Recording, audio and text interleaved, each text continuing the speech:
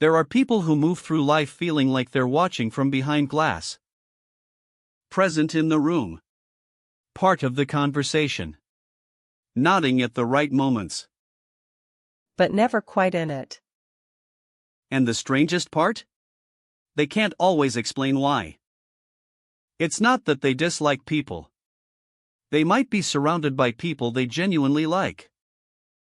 It's that there's a persistent gap between where they are and where they feel they belong. Too intense for casual circles. Too quiet for loud ones. Too much for some. Not enough for others. Psychologists call this a sense of belonging uncertainty. It's not the same as loneliness. A lonely person wants connection and doesn't have it. A person with belonging uncertainty often has connection and still feels like an outsider. That distinction matters. Because the fixes are completely different. Where does this come from? For many, it started young. The kid who moved schools too many times. Who had different interests from everyone around them. Who grew up in a household where fitting in meant hiding part of who they were.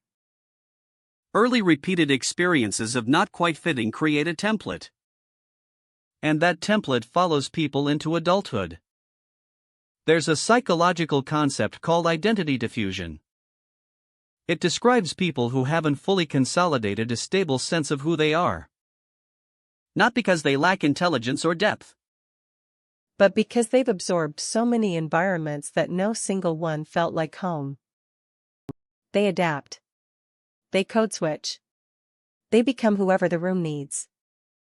And over time they lose track of who they actually are underneath all that adaptation.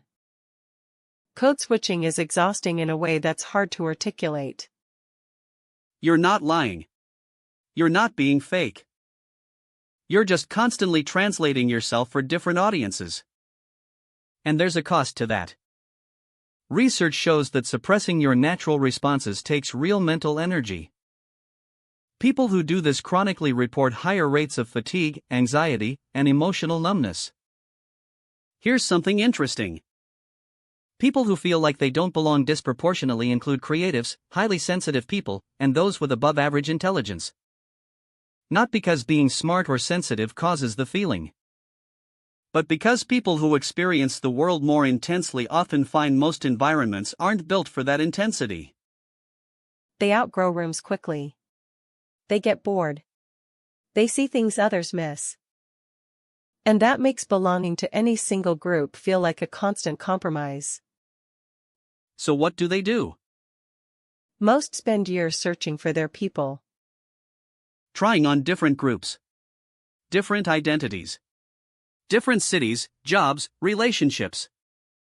Some find a corner that fits well enough. Others keep searching. A few stop searching and start building.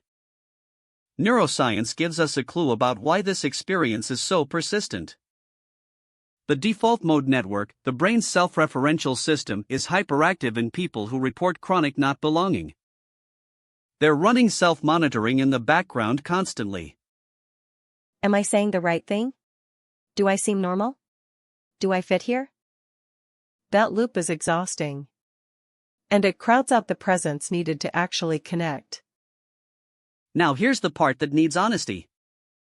Not everyone who feels like they don't belong is simply wired differently. Some people use that story as a shield. To avoid the vulnerability of trying. Of risking rejection. Of actually letting people in. The question worth asking, do you feel like you don't belong, or are you avoiding the places where you might? The research on belonging is clear about one thing. Belonging isn't found. It's built. It requires showing up as the version of you most likely to be rejected, and doing it anyway. The people who figured this out don't stop feeling different. They just stop needing the room to confirm they belong. They belong to themselves first. Everything else becomes optional.